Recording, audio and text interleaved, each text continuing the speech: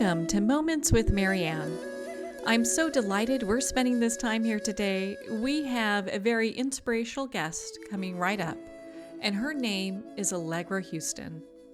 Allegra has written screenplays, journalism, and one previous book titled Love Child, a memoir of family lost and found. After an early career in UK publishing, including 4 years as editorial director of Weidenfeld and Nicholson, she joined the film company Pathé as a development consultant. She wrote and produced the award-winning short film Good Luck, Mr. Gordsky, and is the editorial staff of the international art and cultural magazine Garage. So today, Allegra is here to share with us her new novel, Say My Name. So let's welcome to the show, Allegra. Thank you for having me on. Oh, what a pleasure it is to have you here, and what a phenomenal book. I mean, you must be really happy with the reviews that it's getting. I am. It's very funny when you write a book because you just don't know how it's going to turn out. And this was my second book, but my first novel, and I really wasn't at all sure I could even write one.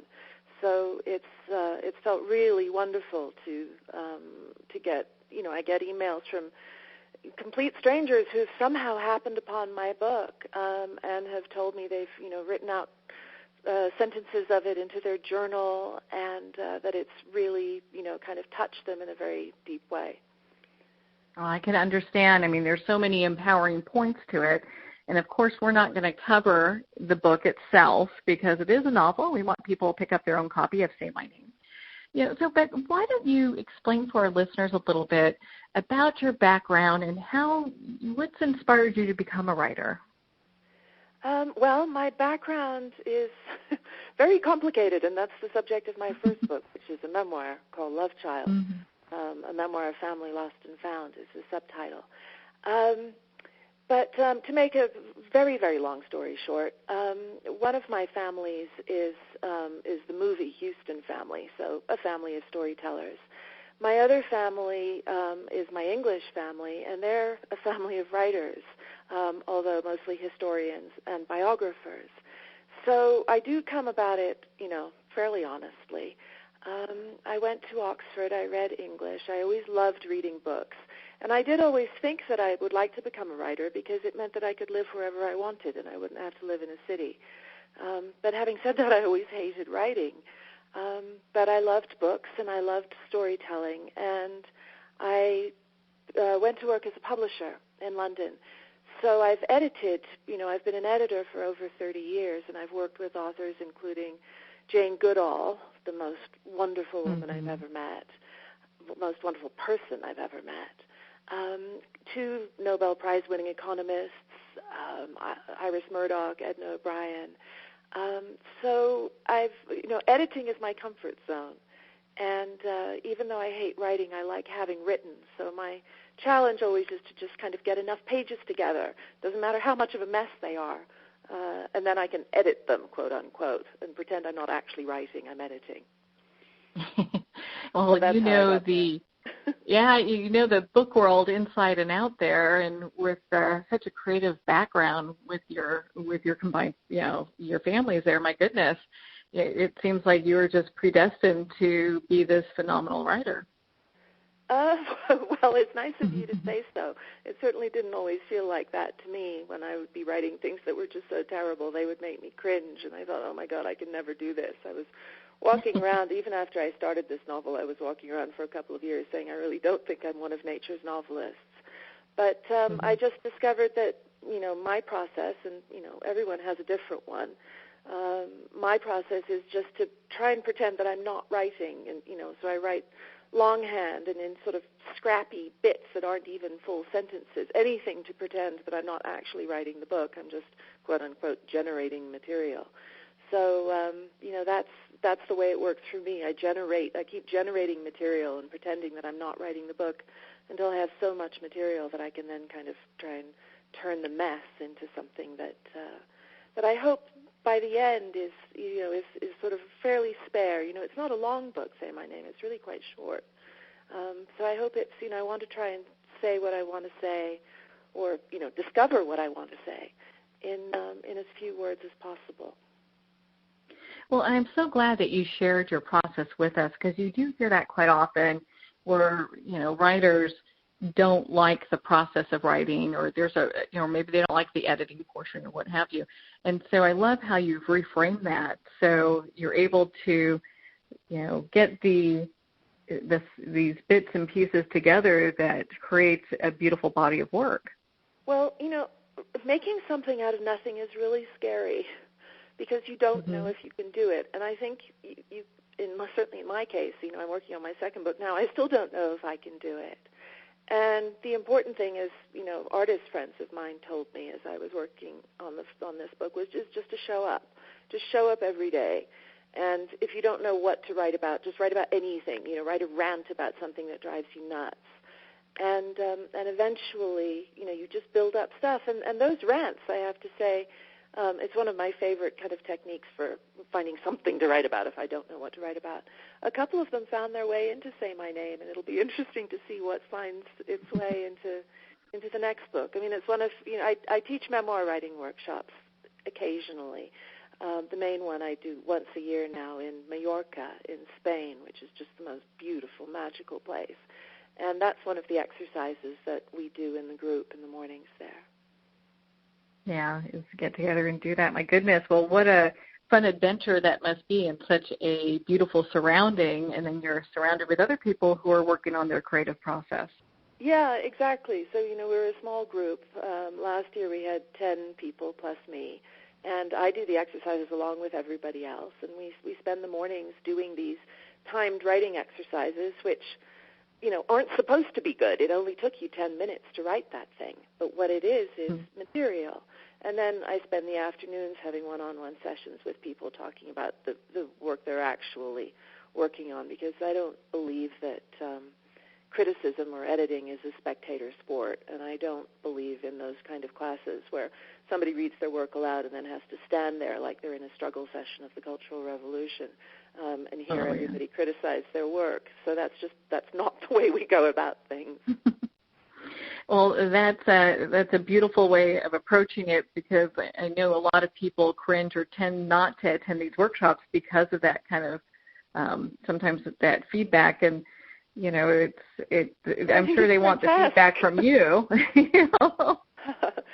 The goal is to be supportive, and so one can be far more supportive, one-on-one, where, all I'm trying to do is help the person make their work as good as it can possibly be. But when you have, 8 or 10 other people in a workshop criticizing that work aloud for the group, it's inevitable that some of that is going to be, look how good a critic I am. You can't help but have, mixed motives in that kind of setting. So I just think it's better to have an arrangement that doesn't introduce those kind of mixed motives. I love that approach. Well, and so for our listeners, that are thinking about purchasing Say My Name, how would you describe your book? Well, it's very simply a love story between an older woman and a younger man. And it's centered around a musical instrument, an antique, mysterious instrument that's not a violin and not a cello, but something in between, with this very strange carving on it and a mysterious sort of gash in the back where somebody's obviously deliberately damaged it. So this instrument becomes the thing that brings these two people together. And it's a kind of interesting thing, because here I was writing a love story between an older woman and a younger man, and it's based on my own fantasy of, somebody would have written one of the great love songs like, Lay Low or Light My Fire or whatever for me, which is how it turned into being an older woman and a younger man story. I didn't actually set out to write that. But you then come to think, well, what is the happy ending for a story like that? Because, by its nature, it's not a story of, the young girl finds the handsome prince and they get married and live happily ever after. It's not that kind of a relationship. And that's fine, A relationship for a woman in these days isn't necessarily about, finding the right man who's going to make her life so perfect. We're in control of our own lives, and we can be happy without a man as well as with a man. So it was a very interesting challenge to figure out what a happy ending would be of a story of this nature, and it's, I think, not the expected one. Well, and I love how, it does open up, discussion in regards to these type of connections. And,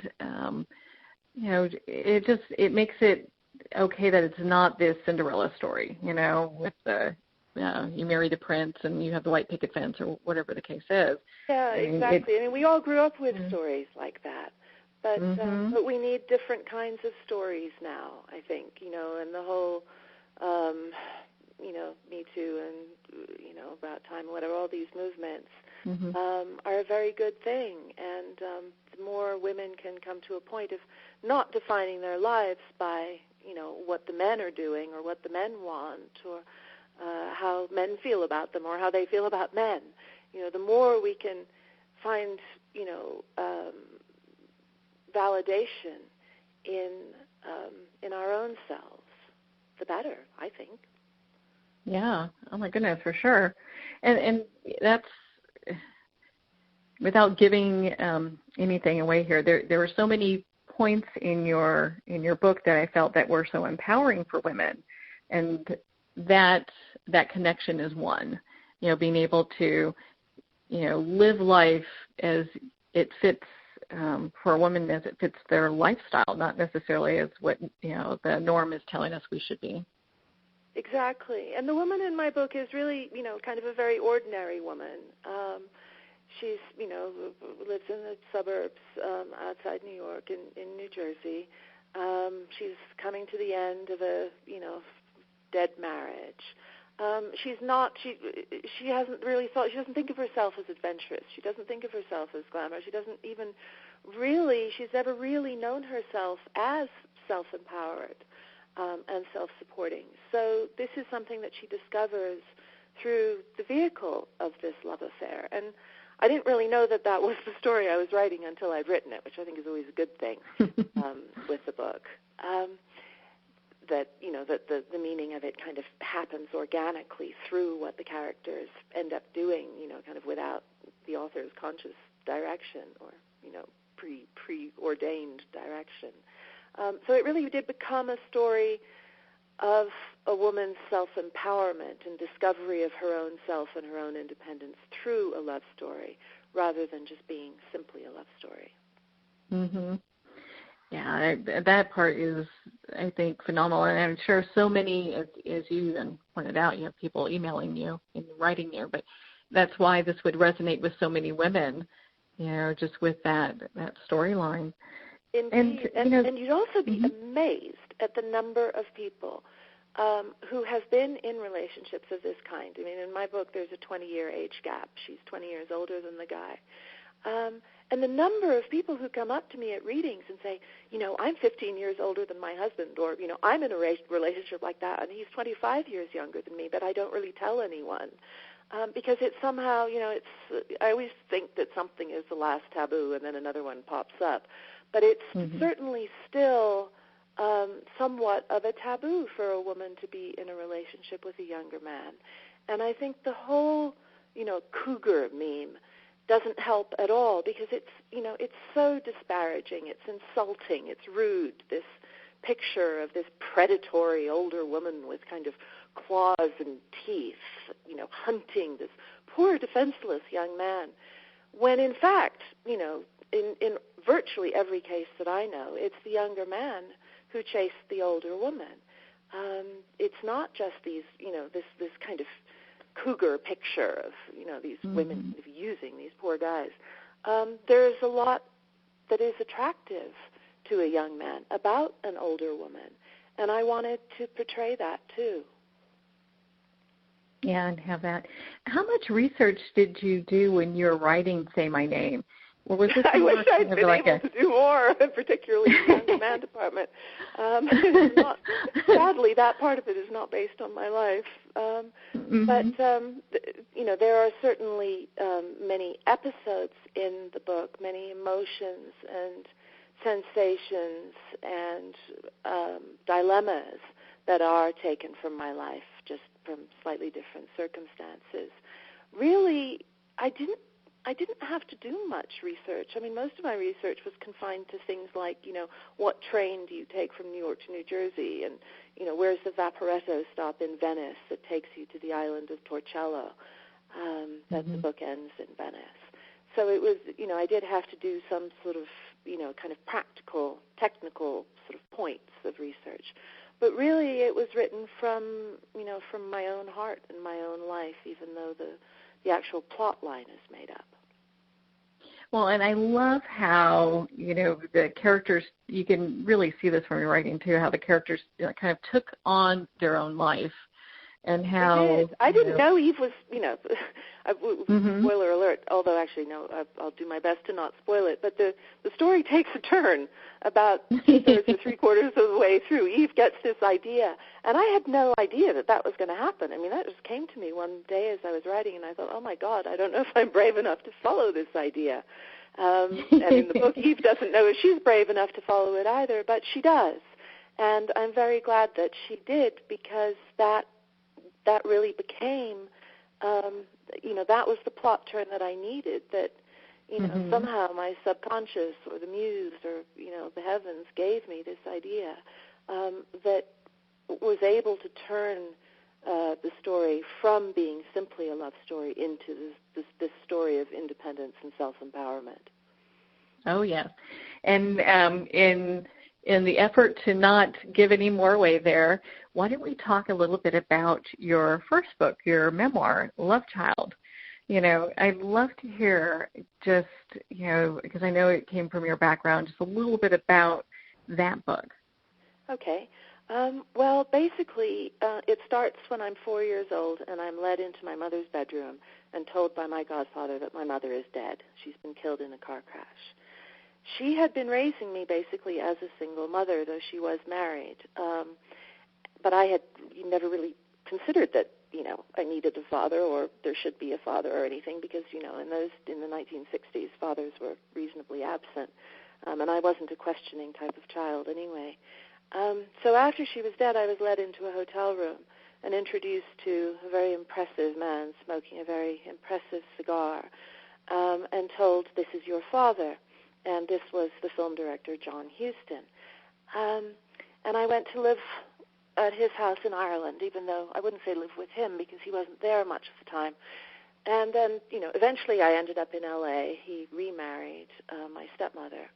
And then they got divorced, but I stayed with my stepmother. And one day she sat me down and said, Allegra, I have something to tell you. Always a bad start. When you're 12, somebody who says something like that, it's going to be something, rocking your world to come. John isn't really your father. Your real father is an English lord, and he's coming to visit tomorrow. Great. Anyway, he did come to visit the next day, and, I was not in the market for another father. I had absolutely no desire to not be Dad's daughter. Dad was the center of the universe. Everyone I knew revolved around him, and if I wasn't his daughter, who would I be? But anyway, as things developed, I didn't belong in L.A. I moved to London, where my two of my Houston brothers were still in London at that point, and gradually came to know my biological father and my brother and sister on that side, who I'm very, very close to, Jason and Artemis. Close to now, although, I didn't meet them until I was 16, roughly. Mm-hmm. And so I decided to write this book because I'd come to the point where I felt extremely lucky to have these two wonderful fathers. And by that time, I had sort of reconciled these two families into one. And the climax of the book is the christening of my own son in the Rio Grande, when all of my family came together, both sides, the Hustons and the Coopers, and some of them had never actually met each other before.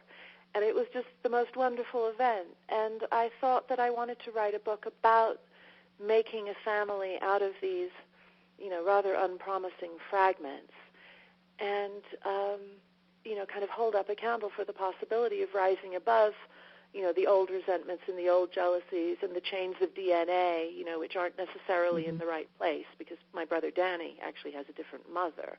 So he and I don't share any DNA at all. He's Houston. That it doesn't really matter.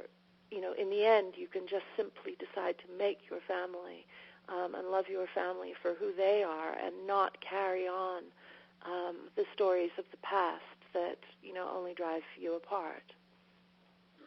Well, what a beautiful story. And I'm sure people are going to run out and buy both, not only Say My Name, but also Love Child, because, it's fascinating how you've pieced all this together, and just how the stories come with just such empowerment. It seems to be your overall message that you write yes, to. Yes, it is. Yeah. I realized after having written Love Child that it was actually, yes, it's a story of making a family out of fragments, but it's also a story of becoming the leading character in your own life when you've grown up always feeling like the supporting character in other people's. And I realized this because when I would do readings for it, people would come up to me and say, my dad had the Ford dealership in our small town, or my sister was the head cheerleader, and I always felt so ugly and insignificant next to her. And they'd say, and I know exactly how you felt. So that is really why people connect to Love Child, not because it's a sort of Hollywood memoir, because it really isn't, even though there are Hollywood people in the book, but because it's that kind of, it's a story about how you feel, growing up around these big personalities, and how you feel when when you don't know where you belong, and you're a bit sort of, adrift in your own life and looking for signposts. Mm-hmm. That's something that everyone can relate to in the family dynamics, because you'll usually have one person that kind of overshadows the rest of the family, and I'm sure a lot of people really related well to Love Child, and that's why it did so well as it did. Yes, I think they did. I got one letter from a U.S. congressman whose daughter, now aged 20, had found him after he'd never met her before, and he wrote to me asking for advice on how he should, open up a relationship. He wanted to be able to have the kind of relationship with his daughter that I now have with my biological father. And I was just so touched and delighted that, that my book had given him an insight into something good that could happen in his own liis. So beautiful. Well, and to kind of hop back over to Say My Name, what is the hope that what do you hope that readers will take away from your book? Well, I hope they'll have a really good time reading it, just for starters. That's without sexy. A doubt. It's pretty sexy. It's pretty explicit. I wanted to see if I could write a book in which the sex wasn't kind of hidden between the paragraphs in the way that it so often sort of is. They take their clothes off, and then the next paragraph begins afterward. And I thought, well, sex is a very important part of life. It's one of the two drives that keeps the species going. And why is it that it's so rarely depicted well, in well-written books? I don't think that there has to be a divide between a well-written book, a book with some literary merit, although I wouldn't say that my book is like, it's not sort of highbrow. But I hope it has literary merit. I don't see why there has to be a divide between, that and quote-unquote romance novels, Yeah. So I did sort of set myself the challenge of integrating the sex into the story in a way that I feel that, it usually isn't unless it's bad sex or sort of, morose men in bars wishing they had more sex. That's literary, right? So I think there's been a kind of ghettoization of books in which sex plays a central role, and in this story it does. So that's one thing I want. I hope a kind of lack of embarrassment around sex might be something that people take away from the book. I hope a sense of adventure, a sense of saying yes to to unexpected possibilities that present themselves in life would be something that people would take away from it. And a sense that you don't have to be who the world expects you to be. I realized, again, that wasn't sort of something that I deliberately wanted the book to mean when I sat down to write it.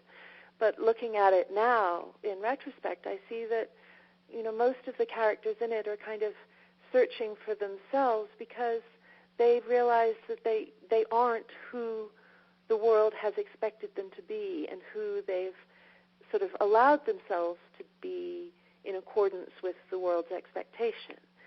And some of the characters are finding that in an empowering way, and some of them are, finding it in a rather sort of desperate way and don't really know how to, like, the husband. He doesn't really know how to deal with this newfound discovery that, this isn't his life, and, his life is passing him by, and he needs to do something drastic to try and find some other way of being. So, I hope that it gives people the question of, is this really the life I want to be leading? And if it isn't, now's the time to figure out what else my life might include. Yeah, and how to take it from there. Well, my goodness, I thoroughly enjoyed reading your book, Say My Name, and it's. I hope that our listeners will go out and buy their own copy because I found it to be just a great literary piece of work. And so, Allegra, where can our listeners connect with you and be part of your community? You can go to my website, which is allegrahuston.com, and I will spell it because many people spell it wrong. ALLEGRAHUSTON, not like the city, .com. And you can join my mailing list. I don't send out very many emails, so it's not something that's going to clog up your inbox. But I will let you know where I'm doing events or, what might be kind of going on. You can find me on Instagram. You can find me on Facebook. You can't actually find me on Twitter. I did set up an account, but I don't tweet, so don't worry about Twitter. But you can see a picture of the cat that my son and I just adopted on Instagram. That's the last thing I posted. Oh, well, that sounds interesting. And, I'm part of your community, so I'm looking forward to getting those emails and learning about where you're going to be at these different events. And I'm sure everyone else is looking forward to doing that as well. Allegra, thank you so much for taking the time to be on the show with us here today. Well, thank you so much for inviting me on, Marianne. I really appreciate it. Well, thank you, Allegra. It's been such a joy to spend this time with you and talk about your new book, Say My Name, which is available at your website, allegrahuston.com, at Barnes & Noble, Amazon, and all major retailers. If you're interested in her course that's available through Daily Om website titled Forgiveness Through Writing, it's a course in which Allegra will coach you in creative mindset, and she'll give you writing exercises designed to help you drop old resentments and nurture forgiveness and gratitude. Now, can't we all use more of that? My goodness. So you want to go to dailyom.com. That's DAILYOM.com for more information, or at her website, again, allegrahuston.com. Well, we're at the end of our time today. I would like to thank everyone for tuning in. You've been listening to Moments with Marianne. And remember, make every moment count.